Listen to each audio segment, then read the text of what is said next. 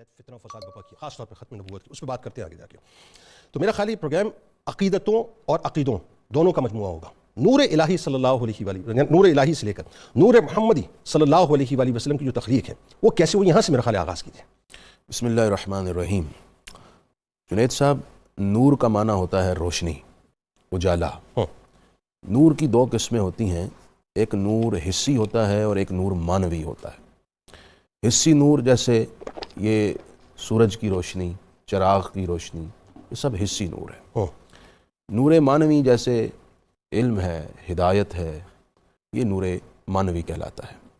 اللہ کے رسول صلی اللہ علیہ وآلہ وسلم نور حسی بھی ہیں، نور معنوی بھی ہیں. سبحان اللہ. بلکہ علامہ ساوی نے تو لکھا ہے کہ آپ ہر نور حسی اور ہر نور معنوی کی اصل ہیں. اللہ اکبر. اور حدیث جابر رضی اللہ تعالیٰ عنہ اس حوالے سے فیصلہ کن ہے، جو کہ امام عبد الرزاق نے اپنی المصنف میں نقل کی ہے. اور امام عبد الرزاق امام بخاری کے دادا شیوخ میں شمار ہوتے ہیں، بلکہ دادا شیوخ کے بھی شیخ میں شمار ہوتے ہیں. بہت بڑے محدث ہیں. حضرت جابر رضی اللہ تعالیٰ عنہ نے حضور کی خدمت میں عرض کی، یا رسول اللہ بھی ابی انت و امی، میرے ماں باپ آپ پر قربان. اخبرنی عن اول شیء خلقہ اللہ. اللہ اکبر. آپ یہ فرمائیے کہ اللہ تعالیٰ نے تمام اشیاء سے قبل سب سے پہلے کیا پیدا کیا. اللہ کے حبیب صلی اللہ علیہ وآلہ وسلم نے بڑے واضح اور آسان لفظوں میں امت کو بتایا کہ اللہ نے سب سے پہلے کیا بنایا. آپ نے ارشاد فرمایا ان اللہ خلق قبل الاشیاء نور نبیک من نورہ. اللہ کہ اللہ تعالیٰ نے تمام اشیاء، مخلوقات، موجودات سے پہلے اپنے نور کے فیضان سے اپنے حبیب محمد صلی اللہ علیہ وآلہ وسلم کے نور کو پیدا فرمایا. اللہ اکبر. اب اتنے الفاظ سے ہر سننے والے کو بالکل صراحت سے سمجھ آ گئی ہوگی کہ سب سے پہلی تخلیق اللہ رب العزت کی وہ حضور کا نور مبارک ہے. سبحان اللہ. اسی لیے کہتے ہیں کہ حضور اول الخلق ہیں. پھر اس نور کے 4 حصے کیے گئے اور ان سے آگے مخلوقات بنائی گئی. طویل حدیث ہے.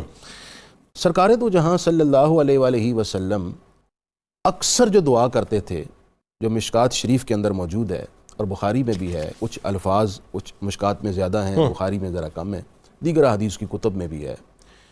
جس طرح جنید بھائی ہم صراط مستقیم پر ہونے کے باوجود ہر نماز میں پڑھتے ہیں نا اہدنا الصراط المستقیم. جناب اس کا مطلب کیا ہے کہ ہم صراط مستقیم پر استقامت اور اس میں اضافے کی دعا کریں. بالکل صحیح. اسی طرح اللہ کے حبیب علیہ السلام نور حسی و معنوی ہونے کے باوجود اکثر نور کی دعا بھی کرتے. کیا کمال دعا ہے. اب وہ دعا ناظرین اور میں اور آپ بھی اپنی مسنون دعاؤں میں اس دعا کو ضرور شامل کریں. اس سے آپ کا ظاہر اور باطن نہ صرف ستھرے گا بلکہ سکون کی کیفیات اندر داخل ہوں گی. سبحان اللہ. اللہم اجعل فی قلبی نورا. اب یہ حضور دعا کر رہے ہیں کہ اے اللہ تو میرے دل میں نور داخل کر. وفی بصری نورا، میری آنکھوں کو نور بنا. سبحان اللہ. وفی سمعی نورا، میرے کانوں کو نور بنا دے. وعن یمینی نورا، میرے دائیں نور کر دے. وعن یساری نورا، میرے بائیں نور کر دے. وفوقی نورا وتحتی نورا، میرے اوپر میرے نیچے نور کر دے. وفی لسانی نورا وعصبی نورا، میری زبان نور بنا دے، میرے پٹھے نور بنا دے. ولحمی نورا، میرا گوشت نور بنا دے. ودمی نورا، میرا خون نور بنا دے. وشعری نورا، میرے بال نور بنا دے. وبشری نورا، میرا پورا جسم نور بنا دے. واجعل فی نفسی نورا، میرا نفس نور بنا دے. وَأَعْظِمْ لِي نورا، اور میرے نور میں اضافہ کر دے. اللہ اکبر. اللہم اعطنی نورا، اور اے اللہ مجھے نور عطا کر دے. تو سرکار یہ دعا بھی فرماتے تھے تاکہ ان نعمتوں میں اضافہ ہو. لیکن ایک بات بڑی ہی امپورٹنٹ ہے، ایک مغالطے کا میں ازالہ کرنا چاہتا ہوں. وہ یہ کہ کہا جاتا ہے کہ یہ اللہ کے رسول کو نور کہتے ہیں، بشر نہیں مانتے. الامان والحفیظ یہ بہتان عظیم ہے.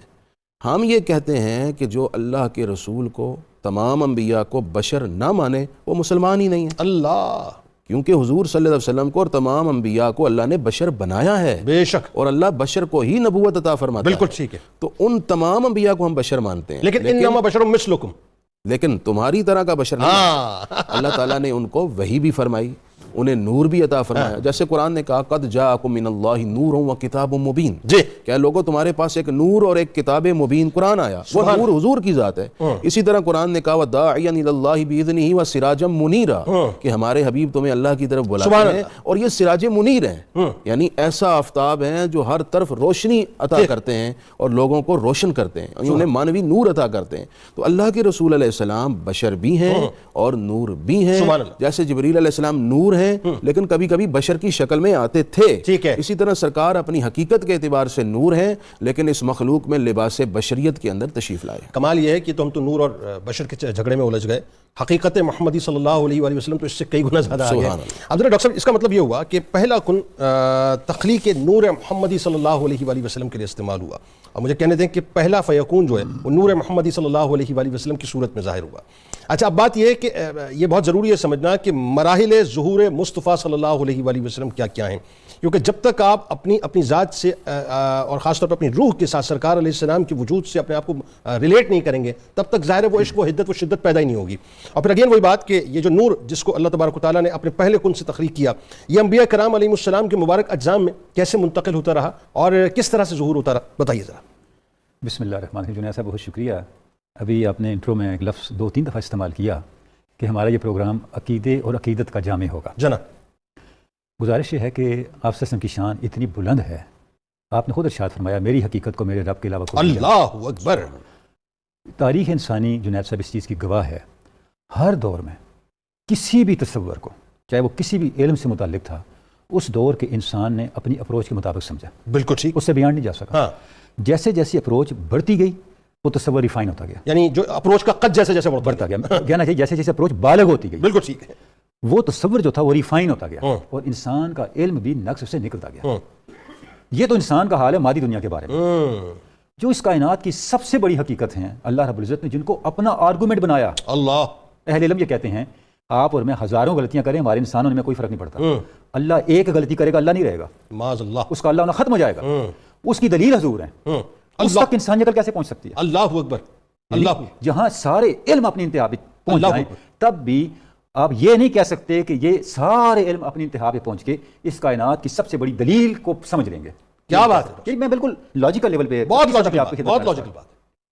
جس سوال کی طرف آپ نے اشارہ کیا, ہم یہ دیکھتے ہیں کہ ہمیں اللہ کی کتاب سے حضور کے فرامین سے کیا رہنمائی ملتی ہے, بتائیے. ادھر سے ہم نے آگے چلنا ہے نا.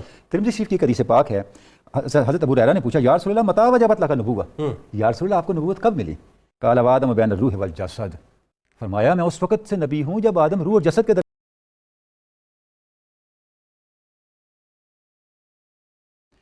اب اہل علم نے, اہل بصیرت نے, اہل معرفت نے جب ان فرامین, اس طرح کے کتنے اور فرامین آپ کو ملتے ہیں, جب سمجھنے کی کوشش کی تو حضور کی معرفت کو پانے کے لیے کچھ گریڈنگ ہمارے فہم کے لیے متعین کیا ہوا. جی دیکھیں ہوتا یہ ہے جنید صاحب, جب کوئی چیز بنائی جاتی ہے سب سے پہلے اس کا جو آئیڈیا ہے, اس کا جو پروٹوٹائپ ہے, اس کو طے کیا جاتا ہے. ٹھیک ہے. جب یہ کائنات بند اللہ پاک نے فیصلہ فرما لیا اس کائنات کی تشکیل کا, سب سے پہلے کس چیز کو بنیاد بنایا گیا, اس کو اہل علم نے حقیقت محمدی کہا. اللہ اکبر. حقیقت محمدی کیا ہے؟ سبحان. حقیقت محمدی حضرت شیخ فرماتے ہیں, حضرت شیخ اکبر, وہ بنیاد ہے جس میں نبوت, رسالت اور ولایت اپنے تمام کمالات کے ساتھ موجود ہے. سبحان اللہ, سبحان اللہ. آگے چل کے پھر جیسے جیسے اللہ رب العزت کی مشیت تھی اس کا ظہور ہوتا رہا. اس کے بعد جو اگلا مرحلہ ہے وہ نور محمدی کی تخلیق ہے, جس طرف مفتی صاحب نے بھی اشارہ فرمایا. بالکل ٹھیک. یہ جو حقیقت محمدیہ سے آپ صلی اللہ علیہ وسلم کے ظہور کا سفر آگے شروع ہوا, ایک چیز ہمیں سمجھنی, یا مجھے امیر کبیر سید علی ہمدانی یاد آ رہے ہیں. آپ فرماتے ہیں دین و کفر نور و ظلمت در جہاں از رخ ما وا شب گیسو اوست. اس کائنات میں اللہ نے نور و ظلمت اور ایمان و کفر کی فرقان حضور کی ذات کو بنایا. سبحان اللہ, سبحان اللہ. کیا یہ وہ امیر کبیر ہیں جن کے بارے میں علامہ نے کہا سید السادات سالار عجم دست او معمار تقدیر امم مرشد مانائے نگاہ ابو داؤد محرم اسرار شاہ ابو داؤد. یہ وہ امیر کبیر سید علی ہمدانی ہیں. وہ یہ بتا رہے ہیں کہ حضور کی ذات کو فرقان بنایا گیا. اللہ رب العزت نے حضور کی ذات کو معیار بنایا کہ کون حق پہ ہوگا, کون باطل ہوگا, اللہ کس کو نور کہا جائے گا, کس کو ظلمت کہا جائے گا. اللہ حضور کا متوجہ ہونا نور ہے اور حضور کا متوجہ نہ ہونا ظلمت ہے. اللہ اکبر. جو حضور کی طرف متوجہ ہوا یہ ہدایت ہے, جو حضور کی طرف متوجہ نہ ہوا یہ دلالت اور گمراہی. اللہ اللہ. یعنی یہ جو ہدایت اور نور کا سفر ہے اور گمراہی اور یہ سارے یہ اس کا اللہ رب العزت نے کرائیٹیرین کا مقرر فرمایا, حضور کی ذات پاک کو فرمایا. اس کے بعد جس وقت آدم علیہ السلام کے ساتھ انسانیت کا سفر شروع ہو گیا، اب حضور کو لبادہ بشریت میں انسانیت کو ہدایت دینے کے لیے اس دنیا میں بھیجنا مقصود تھا۔ بالکل ٹھیک ہے۔ تو وہ نور جو تھا وہ اس پیرائے میں آدم علیہ السلام سے منتقل ہوتے ہوتے ہوتے حضرت عبداللہ تک پہنچا۔ ٹھیک، آپ نے ارشاد فرمایا میں ہمیشہ پاک صلبوں میں رہا ہوں، سبحان اللہ، میں پاک رحموں میں رہا ہوں۔ سبحان اللہ۔ یہی وجہ ہے کہ آپ دیکھیں انصاب پہ بڑے معاملات رہے، یعنی آپ علم الانصاب کو پڑھیں، کیا سے کیا ہوتا ہے۔ آپ کے سامنے ماہر علم الانصاب کوئی آئے، انہوں نے کہا یا رسول میں آپ کے سامنے آپ کا نسب نہ بیان کروں، فرمایا پڑھو، انہوں نے نسب پڑھنا شروع کیا، عبداللہ فلاں فلاں فلاں فلاں، جب وہ حضرت عدنان تک پہنچے فرمایا بس قد کذب النسابون فوق الادنان، عدنان سے اوپر نسب بیان کرنے والوں سے غلطیاں ہوئی ہیں، ان سے تسامحات ہوئے ہیں، آپ نے وہاں روک دیا، ٹھیک، تاکہ کوئی وہم و گمان آگے نہ چلے۔ یعنی وہ تو جو اس طرح سے جو آپ سسم ایک معیار دے دیا کہ آپ سرکار سسم کا جو نور پاک تھا، جب اللہ رب العزت نے اس کو لباس بشریت پہنا کے ظہور دینا تھا تو وہ اس طرح سے پاک صلبوں سے ہوتے ہوتے پاک رحموں سے ہوتے ہوتے آگے سیدہ، یعنی وہ آدم علیہ السلام سے لے کے نوح علیہ السلام کی کشتی، نوح علیہ السلام سے لے کے نار نمرود میں ابراہیم علیہ السلام کی آخری بات میں ایک جملہ عرض کر دوں، وقت میرا شاید نہیں رہا، اس پورے مبحث کو ڈیبیٹ کا موضوع نہ بنائیں، حضور کی حرمت اور ورفانہ کا ذکر رکھتے ہیں ناظر میں دیکھیں، پھر آپ کو اس کا معنی سمجھ آئے گا۔ یعنی ابراہیم علیہ السلام کے بعد پھر ظاہر اسماعیل علیہ السلام اور اس کے بعد حضرت عبداللہ علیہ السلام تک یہ نور جو ہے وہ اسی انداز سے منتقل ہوتا رہا۔ اور بہت اچھا جملہ ڈاکٹر صاحب آپ نے فرمایا، یہ بنیاد ہونی چاہیے، نبی کریم صلی اللہ علیہ وآلہ وسلم کی ذات اقدس جو ہے وہ ڈیبیٹ کا موضوع ہونی ہی نہیں چاہیے۔ کمال تو یہ ہے، لیکن بدقسمتی ہے صاحب کہ زبانیں آج بڑی دراز ہو گئی ہیں لوگوں کی، اور کیا کریں اس میں بھی المیہ یہ ہے کہ جو ایک انٹرنیشنل اسٹیبلشمنٹ کا ایجنڈا ہے اس پہ ہمارے اپنے لوگ جو ہیں اور سو کال جو بڑے بڑے مناصب پہ بیٹھے ہوئے لوگ ہیں وہ باقاعدہ عمل کر رہے ہیں، عمل پیرا ہیں اس کے اوپر۔ تمام انبیاء کرام علیہ السلام سے ایک کمٹمنٹ، ایک وعدہ لیا گیا، اور وہ وعدہ بنیادی طور پہ اگین وہی بات خاتم الانبیاء صلی اللہ علیہ وآلہ وسلم کی آمد کے حوالے سے بھی ہے، اور خاتم الانبیاء صلی اللہ علیہ وآلہ وسلم پر ایمان لانے کے حوالے سے بھی ہے، اور خاتم الانبیاء صلی اللہ علیہ وآلہ وسلم کی امداد کے حوالے سے بھی ہے۔ تو ایک تو یہ بتائیے وہ کمٹمنٹ، یہ میثاق کیا تھا؟ پھر اگین وہی بات یہاں تک روکی نا، ان انبیاء کرام علیہ السلام نے اپنے فالوورز کو یہ بتلایا صاحب کہ آپ نے جو ہے وہ جو احمد آنے والے، وہ جو محمد آنے والے ہیں، ان کی پیروی کرنی ہے، ان کو مان۔ بتائیے کیا ہوا؟ بسم اللہ الرحمن الرحیم والصلاة والسلام علی اشرف الانبیاء والمرسلین۔ جنید بھائی اعلیٰ حضرت نے فرمایا تھے وسیلہ سب نبی تم، اصل مقصود خدا ہو، سب بشارت کی اذاں تھے تم اذاں کا مدعا ہو، اللہ، سب تمہاری ہی خبر تھے تم مؤخر مبتدا ہو، اللہ، قرب حق کی منزلیں تھے تم سفر کا منتہا ہو۔ کیا کہنے، سبحان قرآن مجید فرقان حمید میں عالم ارواح کے 3 میثاق کا ذکر موجود ہے۔ 3 موقع پر اللہ رب العزت نے عالم ارواح میں روحوں سے عہد لیا۔ پہلا میثاق وہ ہے جس میں اللہ کریم نے تمام عالم ارواح کے اندر تمام روحوں سے اپنی ربوبیت، الوہیت اور توحید کے بارے میں میثاق لیا۔ دوسرا جو میثاق کا ذکر ہے وہ تمام انبیاء کرام رسل اعظام سے ان کی نبوت اور رسالت کے حوالے سے جو فرائض نبوت ہیں اس حوالے سے ان سے میثاق اور عہد لیا گیا۔ آپ نے جو سوال فرمایا یہ تیسرا میثاق ہے جس کا ذکر سورہ آل عمران کے اندر موجود ہے، جو تمام انبیاء کرام اور رسل اعظام سے اللہ تعالیٰ نے میثاق لیا، جس کا مفہوم یہ تھا کہ اللہ کریم نے ان انبیاء کی ارواح سے فرمایا کہ جب میں تمہیں نبوت اور رسالت عطا فرماؤں، تمہاری نبوت کے ڈنکے بج رہے ہوں، نبوت کا آفتاب پوری طرح چمک رہا ہو، اور میں اپنے بندوں کو تمہارا تابع بنا کر امتی بنا دوں، عین اسی حالت میں میرے حبیب جلوہ گر ہوں، تو تم پر لازم ہے کہ تم بھی اپنی امت سمیت ان پر ایمان لانا اور ان کے معاون اور مددگار بننا۔ یہ ہے وہ میثاق انبیاء اور وہ میثاق وہ ہے جو اللہ تعالیٰ نے انبیاء اور رسول کی ارواح سے لیا۔ یہاں کچھ باتیں سمجھنا ضروری ہے۔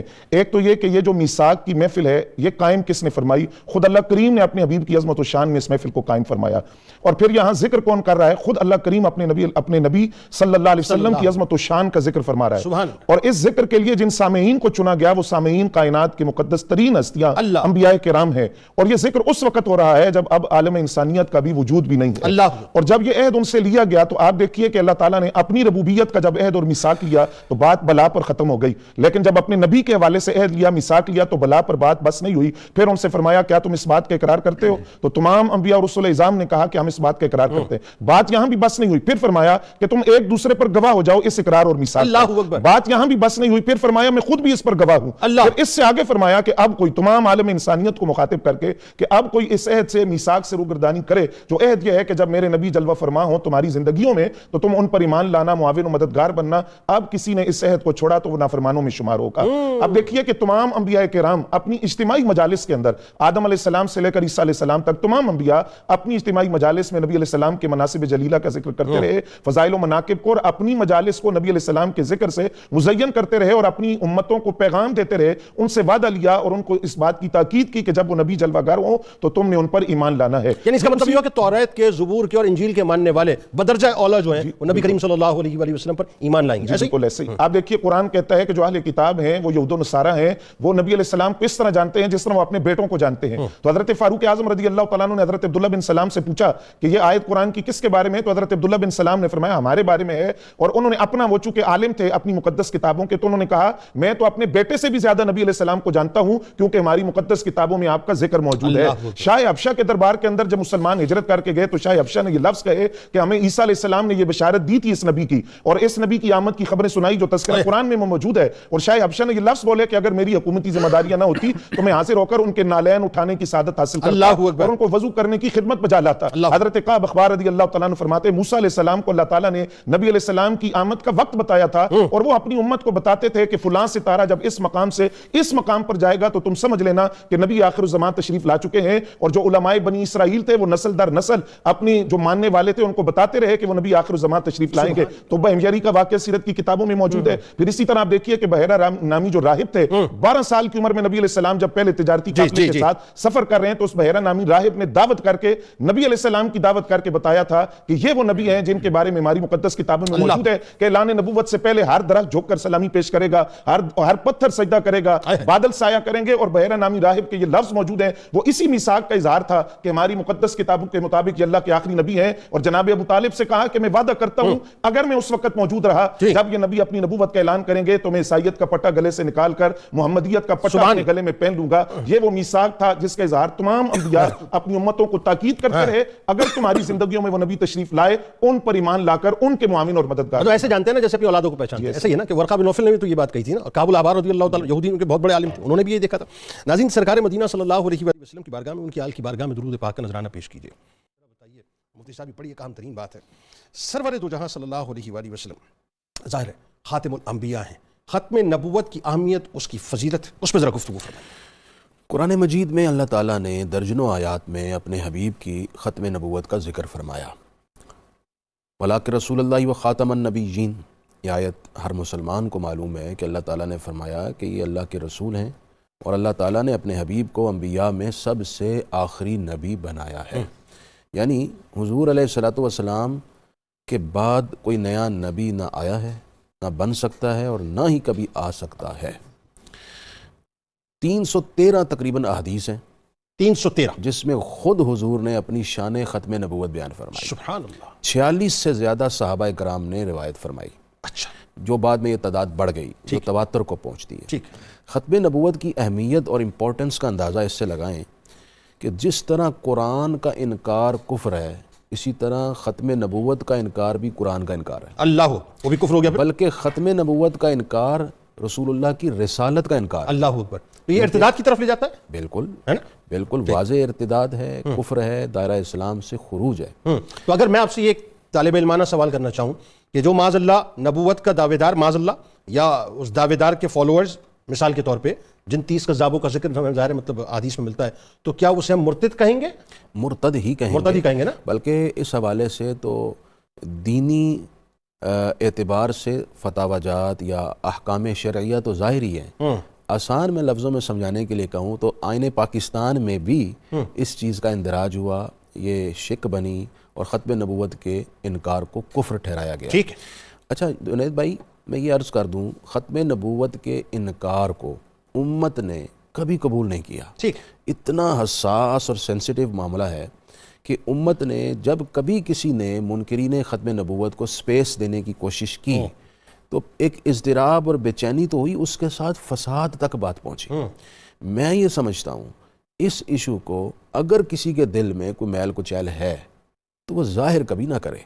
بہتر تو یہ ہے قرآن و سنت کی نصوص پر ایمان لا کر اپنی آخرت بچا لے. اصل بات. اور اگر وہ یہ نہیں بھی کرنا چاہتا تو اپنے حد تک رہے، حد سے باہر نکلے گا تو اس کو پھر امت کے سخت ری ایکشن کا سامنا کرنا پڑے گا. حضور آپ کی بات کرتی ہیں، اس کو مسلمان کا ٹائٹل نہیں دیا جا سکتا. جی، اس کو مسلمان کا ٹائٹل نہیں دیا جا سکتا. میں نے ایک جملہ کہا نا کہ مسلمان کتنا ہی کس لیول کا گناہ. آپ نے بہت اچھا جملہ بولا. ختم نبوت پہ سر کمپرومائز ہی نہیں ہو سکتا. لیکن جو افسوسناک بات ہے جس پہ ہمارے ملک کے حکمرانوں اور جو اعلیٰ مناصب پر فائز لوگ ہیں ان کی ذمہ داری ہے کہ وہ توجہ کریں. اس وقت ابھی پاکستان کے بیشتر علاقوں میں منکرین ختم نبوت اپنی ایکٹیویٹیز کر رہے ہیں، جی، جو کہ بڑا ہی حساس معاملہ ہے. جی. جب کبھی بات کھلے گی تو پھر ری ایکشنز آئیں گے.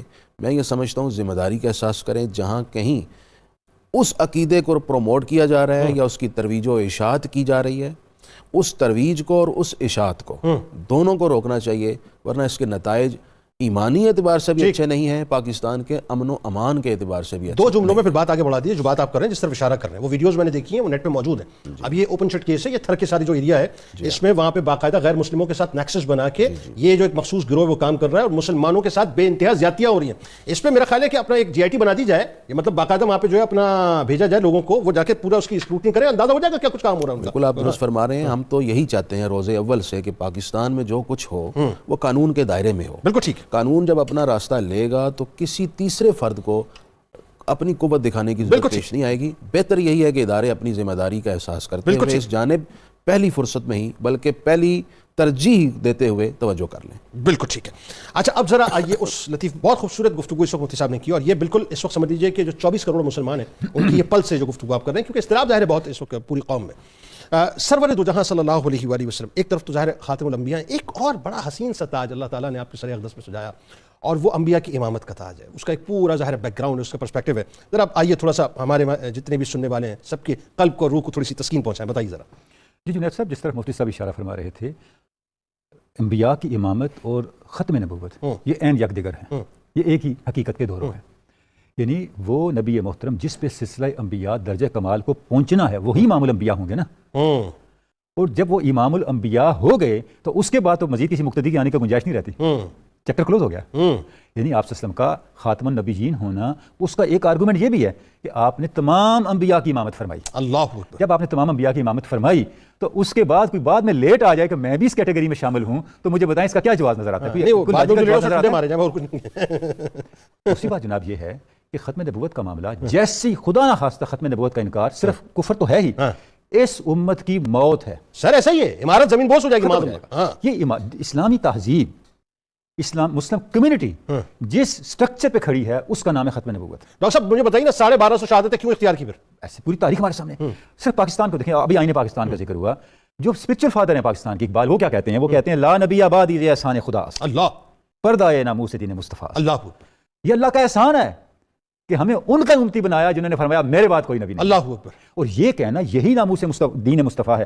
پس خدا برما شریعت ختم کرد، بر رسول ماری سالت ختم کرد، رونق ازما محفل ایام را، پور رسول را خاتم وما اقوام را. اللہ. حضور خاتم النبیین ہیں اور ہم خاتم الامم ہیں. ہمارے بعد کسی امت میں نہیں آنا. اللہ. ہمارے بعد کوئی امت ہونا کلیم کرے گا تو جھوٹ ہے. اچھا ڈاکٹر صاحب ایک منظر نامہ معراج کا.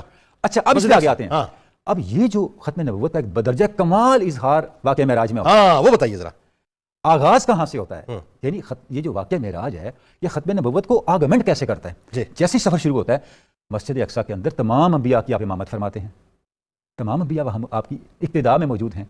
یہاں سے سفر شروع ہوا، گویا جو سلسلہ انبیاء اللہ رب العزت نے حضرت آدم علیہ السلام سے قائم فرمایا تھا اس کو درجہ کمال مل گیا آپ صلی اللہ علیہ وسلم کی آمد کے ساتھ. اور تمام انبیاء نے، جس طرح بشارت صاحب نے اشارہ کیا، میثاق میں جو وعدے کیے تھے ان وعدوں کی عملی تصدیق اپنے عمل سے اس عالم کے اندر واقعہ معراج میں فراہم فرما رہے ہیں. سبحان اللہ. سبحان کہ جو ہم نے میثاق کیا تھا اس میثاق کی تائید میں حضور کی ابتدا میں کھڑے ہیں. سبحان اللہ. آگے جو معراج کا سفر جو نیا سفر شروع ہوتا ہے، اب پوری کائنات پہ حضور کی نبوت کو اسٹیبلش کیا جا رہا ہے. اللہ اکبر. یعنی معراج کیا ہے؟ اللہ. دیکھیں ایک حضور کی خاتمیت ہے انسان کے اخلاقی ارتقاء کے لحاظ سے، انک علی خلق عظیم، ٹھیک کہ حضور جس اعلیٰ درجے اخلاق پہ چلے گئے، جو معراج دے دی اس سے آگے اب انسانیت نہیں جا سکتی. اللہ. آپ نے نظام کو اسٹیبلش کر دیا، اب اس سے بہتر نظام انسانیت کو کوئی نہیں ملے گا. آپ نے ایک تہذیب کو تخلیق کر دیا، اس سے بڑی تہذیب اس کے بعد پیدا نہیں ہوئی. اسلامی تہذیب کے بعد اس سے بڑی کوئی تہذیب پیدا نہیں ہوئی. آپ نے پورے کائنات کو وزٹ کیا معراج کے اندر، گویا کائنات کے ذرے ذرے پر ختم نبوت کی روشنی پہنچا دیا. اللہ اللہ اللہ. تو یہ جو آپ سسٹم کی شان ہے، اب آگے چلیں. یہ صرف اس دنیا تک نہیں ہے، عالم بالا تک نہیں ہے، عالم بعد الطبی اور ماورائیت تک نہیں ہے، یہ سفر آخرت تک چلتا ہے. میدان محشر ہے، ایک عجیب منظر ہے، ہر ایک کو اپنی مغفرت کی فکر ہے، اپنی نفسی گالوں، اور ہر امت اپنے نبی کی طرف جا رہی ہے، اور ہر نبی ایک ہی بات کرے، اسے بولا گیا کسی اور کے پاس جاؤ، میرے پاس نہ ہو. ہر ایک کو اپنا کوئی نہ کوئی معاملہ یاد آ رہا ہے، حتیٰ کہ سب حضور کے پاس آتے ہیں، فرماتے ہیں انا لہذا، اللہ میں اسی کے لیے. آپ سجدے میں تشریف لے جاتے ہیں، جب سجدے میں جاتے ہیں بارگاہ رب العزت سے حکم ہوتا ہے ارفع راسک سر تو اسما توتا، اے میرے رسول آپ سجدے میں سر اٹھاؤ، اب سوال کرو آپ کو عطا کیا جائے گا. اللہ حضور سر انور اٹھاتے ہیں اور شفاعت کی دعا فرماتے ہیں، اور وہاں اللہ رب العزت آپ کو مقام محمود پہ فائز فرماتا ہے۔ گویا یہ جو امامت ہے انبیاء کی، بلکہ یہ کہنے دے پوری انسانیت کی امامت، یہ کہاں تک پہنچتی ہے؟ یہ اس کا آغاز نور محمدی سے ہوا، اس کا ظہور حضور کی ولادت پہ ہوا، اس کا نفاذ واقعہ معراج میں ہوا، اور اس کی انتہا مقام محمود۔ اللہ اکبر۔ یعنی اس کا مطلب یہ ہوا کہ سرکار مدینہ صلی اللہ علیہ وآلہ وسلم کا نور خلق کے اعتبار سے اول ہوا، ٹھیک، نبوت کے اعتبار سے آخر ہوا، اور پھر اللہ تبارک و تعالیٰ نے امامت کا تاج جو ہے امامت کے اعتبار سے کائناتی اور ابدی ہوا، سبحان اللہ، جس میں دنیا بھی شامل ہے، آخرت بھی شامل ہے، عالم مادیت بھی شامل ہے، عالم روحانیت بھی شامل ہے، عالم اسفل بھی شامل ہے، عالم اعلیٰ و بالا بھی شامل ہے، عالم ملکوت بھی ہے، جبروت بھی ہے، عالم بشریت بھی ہے، سب عوالم اس میں شامل ہیں جہاں تک کوئی تصور ہو سکتا ہے۔ علامہ نے کہا تھا ہر کجا ہنگامہ عالم بود رحمت للعالمین ہم بود، جہاں تک انسانی عقل و فکر پہنچتی ہے حضور کی شان رحمت للعالمینیت کے جھنڈے وہاں تک گڑے ہوئے ہیں۔ اللہ آپ کا سرچشمہ فیضان رحمت للعالمینیت کا وہاں تک جاری و ساری ہے، چاہے وہ دنیا ہے یا آخرت، وہاں تک آپ کو حضور کی حکمرانی نظر آتی ہے۔ سبحان اللہ۔ تو یہ جو شان ہے، اور آگے چل کے دیکھیں جو آرگومنٹ آپ چھوڑ کے گئے ہیں، قرآن مجید چھوڑ کے گئے ہیں، جو یہ تہذیب چھوڑ کے گئے ہیں، اس سے بڑھ کے اب کوئی آرگومنٹ انسانیت کے پاس نہ آنا ہے، نہ اس کی کوئی توقع کی جا سکتی۔ اللہ اکبر۔ آخر میں اب چونکہ ظاہر ہے ذکر ڈاکٹر صاحب نے کر ہی دیا، تو یہ ذکر اگر نہ ہو تو پھر لطف نہیں آئے گا، کیونکہ امامت کا تاج آپ کے سر اقدس پہ سجا، تو وہ جو ہے نا کہ کیا فقط اتنی غرض ہے انعقاد بزم محشر سے، ہے نا، جی جی، یہ ان کی شان محبوبی دکھائی جانے والی ہے نا۔ تو اب بات یہ ہے کہ یہ جو ان کی شان محبوبی دکھائی جانے والی ہے، وہ ذرا بتائیے کہ آپ امام بھی ہوں گے، آپ خطیب بھی ہوں گے، آپ شفیع بھی ہوں گے، آپ ہی پہ فخر ہوگا، اور تمام انبیاء یہ مطلب فرمائیں گے کہ آج ہم اس قابل نہیں ہیں، جاؤ جا کر محمد مصطفیٰ صلی اللہ علیہ وسلم کی بارگاہ میں جاؤ، اسی منظر سے ذرا کیری آن کریں، اور یوم حشر جو آپ کی امامت ہے بتائیے ذرا۔ جنید بھائی، اللہ رب العزت نے جس طرح اپنے حبیب صلی اللہ علیہ وآلہ وسلم کو ہر عالم میں امامت عطا فرمائی، اس طرح عالم حشر کے اندر بھی امامت کا تاج نبی علیہ السلام کے سر انور پر ہوگا، حمد کا جھنڈا آپ کے ہاتھ میں ہوگا، آدم علیہ السلام سے لے کر عیسیٰ علیہ السلام تک تمام انبیاء آپ کے جھنڈے کے نیچے ہوں گے، تمام رسولوں کی قیادت آپ فرمائیں گے، ساقی کوثر آپ ہوں گے، سب سے پہلے شفاعت آپ کریں گے، سب سے پہلے شفاعت آپ کی قبول کی جائے گی، اور دخول جنت کا افتتاح بھی نبی علیہ السلام کی ذات گرامی ہوگا۔ ڈاکٹر صاحب نے جس حدیث شفاعت کی طرف اشارہ کیا وہاں بڑا ایک لطیف نقطہ سمجھنے والا ہے۔ دیکھیے یہ حدیث ہم سن رہے ہیں اور سناتے بھی ہیں لوگوں کو، اور بحیثیت مسلمان ہم جانتے ہیں کہ شفاعت نبی علیہ السلام نے کرنی ہے، تو پھر ہر نبی کے پاس جانے کی ضرورت کیا ہے؟ یہ بڑی اہم بات، ڈائریکٹ نبی علیہ السلام کی بارگاہ میں جائیں اور وہاں سے شفاعت سوال کریں۔ یہ اس کا جواب محدثین نے لکھا کہ قیامت کے دن اللہ یہ خود بات اپنے بندوں کو بلا دے گا کہ شفاعت کس نے کرنی ہے۔ رب چاہتا ہے کہ یہ ہر نبی کی بارگاہ میں جائیں، جواب ملے اذهبوا الی غیری اذهبوا الی غیری، آخر میں میرے حبیب کی بارگاہ میں آئیں، میدان حشر میں عظمت مصطفیٰ کا یہ نقطہ کھلے کہ جو شان اور مناصب اور جو مقام کسی کو نہیں ملا وہ صرف اپنے حبیب کو عطا فرمایا ہے۔ یعنی اس کا مطلب یہ ہوا کہ سرکار علیہ السلام کی شان کو بنیادی طور پر، میں ابھی یہ سوال میں آپ سے کرنے والا تھا کہ اس وقت میں حدیث پاک جو سنا رہے ہیں، یہ حدیث مبارکہ جو ہم تواتر سے سناتے رہتے ہیں، تواتر سے لوگ سنتے رہیں گے مسلمان، اور محشر کے روز صاحب جب یہ حدیث پاک پتہ ہے تو ڈائریکٹلی سرکار کی بارگاہ میں کیوں نہ جائیں ہم؟ بات وہ بھلا دیا جائے گا۔ جی بالکل ایسا ہی ہے، وہ اسی لیے ہے کہ وہ نبی علیہ السلام کی وہ شان دکھائی جائے گی کہ یہ مقام صرف آپ کو ملا۔ پھر دیکھیے اللہ کے علم میں ہے کون بد عمل ہے، کس نے اعمال حسنہ کیے، رب جانتا ہے، لیکن میزان کا قائم ہونا، اعمال کا تلنا، یہ کس لیے ہے؟ اللہ کے تو علم میں ہے سب کچھ، تو وہ اس کا جواب آپ دے چکے کہ فقط اتنا سبب ہے انعقاد بزم محشر کا، ان کی شان محبوبی دکھائی جانے والی ہے۔ نبی علیہ السلام نے فرمایا کہ اللہ تعالیٰ نے مجھے 3 دعائیں عطا فرمائی اور ان کے لیے حکم فرمایا کہ یہ قطعی طور پر قبول ہیں، آپ جو مانگیں گے وہ ملے گا۔ نبی علیہ السلام کے ارشاد گرامی فرمایا 2 دعائیں میں نے مانگ لی ہیں۔ صحابہ کو تجسس ہوا، عرض کے حضور ان 2 دعاؤں میں کیا مانگا؟ فرمایا اپنے لیے کسی منصب کا سوال نہیں کیا، دونوں مرتبہ ایک ہی چیز مانگی، اللہم اغفر لامتی، یا اللہ میری امت کی بخشش فرما دے، دونوں مرتبہ یہی مانگا۔ حضور تیسری دعا فرمایا وہ اس وقت کے لیے ہے جب ماں اولاد کو نہیں پہچانے گی، اولاد ماں باپ سے دور بھاگے گی، بہن بھائی ایک دوسرے سے ناشنا ہوں گے، اور میدان حشر کی ان حشر سامانیوں میں وہ تیسری دعا میں مانگوں گا۔ آقا اس تیسری دعا میں آپ کیا مانگیں گے؟ فرمایا اس تیسری دعا کو جب میں مانگنے لگے گا ساری مخلوق میری نیاز مند ہو کر، میری حاجت مند ہو کر میرے پاس آئے گی، یہاں تک کہ حضرت ابراہیم خلیل اللہ علیہ السلام بھی میرے نیاز مند مان کر میرے پاس آئیں گے اور اپنے غلاموں کی سفارش مجھ سے کروائیں گے۔ یہ وہ مقام ہے جس کے بارے میں اعلیٰ حضرت نے فرمایا وہ جہنم میں گیا جو ان سے مستغنی ہوا ہے خلیل اللہ کو حاجت رسول اللہ کی، کہ وہ جو تیسری دعا ہے اس میں تمام مخلوق آپ کی نیاز مند ہوگی۔ پھر آقا کریم صلی اللہ علیہ وسلم نے فرمایا کہ وہ جو تشریف آوری ہے جنت کے دروازے پر وہ پورے پروٹوکول کے ساتھ ہوگی کہ جنت کے دروازے کے قریب جب تمام انبیاء اپنے منابر پر موجود ہوں گے، میں سب سے اعلیٰ نورانی منبر پر بیٹھا ہوں گا اور ایک منادی آ کر کہے گا کہ نبی امی تشریف لائیں۔ تمام انبیاء کہیں گے ہم نبی امی ہیں، وہ فرشتہ پھر لوٹ کر آئے گا کہے گا نبی امی عربی تشریف لائیں۔ نبی علیہ السلام فرماتے ہیں پھر مجھے جنت کے دروازے تک لے جایا جائے گا، سب سے پہلے جنت کا دروازے سے میں داخل ہوں گا اور دخول جنت کا جو افتتاح ہے وہ میری ذات سے ہوگا۔ پھر آقا کریم صلی اللہ علیہ وسلم نے فرمایا کہ جبریل میری خدمت खिदमत में हाजिर हुए। तवील हदीस है और इसका हिस्सा है, और मुझे जिब्रील ने खबर दी कि रब करीम फरमाता है हुर्रिमतिल जन्नत अला जमील अंबियाए वल उमम हत्ता तदखुलहा अंता व उम्मतुका या मुहम्मद सल्लल्लाहु अलैहि वसल्लम। अल्लाह ने आदम अलैहिस्सलाम से लेकर ईसा अलैहिस्सलाम तक तमाम अंबिया और रसूल और उनके मानने वालों पर जन्नत को उस वक्त तक हराम कर दिया है जब तक आप और आपकी उम्मत जन्नत में दाखिल ना हो जाए। सबसे पहले नबी अलैहिस्सलाम जन्नत में दाखिल होंगे और अपनी उम्मत को लेकर जन्नत में दाखिल होंगे। फिर आका करीम सल्लल्लाहु अलैहि वसल्लम ने इरशाद फरमाया तमाम अंबिया अपने मनाबिर पर मिंबरों पर मौजूद होंगे, मेरा जो नूर का मिंबर है वो खाली होगा। आका आप कहां होंगे? फरमाया मैं जन्नत के दरवाजे पर खड़ा हूंगा, कभी जहन्नम के दरवाजे पर खड़ा हूंगा। रब करीम मुझसे फरमाएगा कि ए हबीब आप क्या सवाल करते हैं? तो मैं अर्ज करूंगा या अल्लाह मेरे बंदों का हिसाब जल्दी ले ले। तो रब करीम हुक्म फरमाएगा कि जहन्नम के निचले गड़े में भी आपका कोई गुलाम मौजूद है, आप उसको निकाल कर जन्नत में ले जाएं। इससे अगला जुमला सुनने वाला है नबी अलैहिस्सलाम के इरशाद गिरामी, फरमाया दारोगा जहन्नम मेरे पास आकर कहेगा आपने अल्लाह के गजब में से कोई चीज छोड़ी नहीं है और अपना कोई गुलाम और कोई उम्मती आपने जहन्नम में नहीं छोड़ा, वो जितने थे उनको बख्शवा कर आप अपने साथ ले गए। तो आका करीम सल्लल्लाहु अलैहि वसल्लम का ये इरशाद गिरामी, और फिर हजरत ईसा अलैहिस्सलाम के जो लफ्ज हैं जुनैद भाई ये बड़े काबिल गौर हैं, इज़हबू इला मुहम्मद सल्लल्लाहु अलैहि वसल्लम। उन्होंने ये नहीं कहा इज़हबू इला गैरी, इज़हबू इला मुहम्मद सल्लल्लाहु अलैहि वसल्लम। और ये बात आज नहीं होनी, ये मैदान हशर में होनी है, जिसका मकसद यह है कि बात उन पर खत्म हो गई। दायरे नबूवत की इब्तिदा भी वो है, दायरे नबूवत की इंतहा भी वो है, दायरे नबूवत का आगाज भी वो है, दायरे नबूवत का इख्तिताम भी वो है, दायरे नबूवत में अव्वल भी वो है, दायरे नबूवत में आखिर भी वो है। पुरकार से हम दायरा बनाते हैं तो दायरा जहां से बनना शुरू होता है खत्म भी वहां होता है। तो नबूवत की इब्तिदा भी वो है और नबूवत की नबूवत का अव्वल भी वो है, नबूवत का आखिर भी वो है। वो आए सबसे बाद में है लेकिन है सबसे पहले, और यही मेराज की रात मुसल्ला इमामत पर खड़े होकर बताया कि वो अव्वल भी है और वो आखिर भी है।